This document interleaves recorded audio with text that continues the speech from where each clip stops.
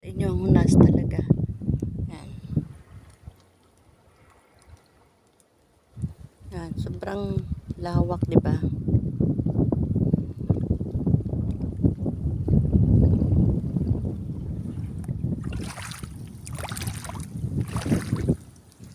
Yan, nakapatong na yung bangka diyan sa hunas.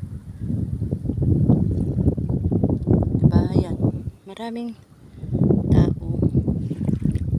Ganda niyang araw ngayon kasi hindi masyadong kulimlim. Ayan, madaming tao, di ba guys? Ayan, dami.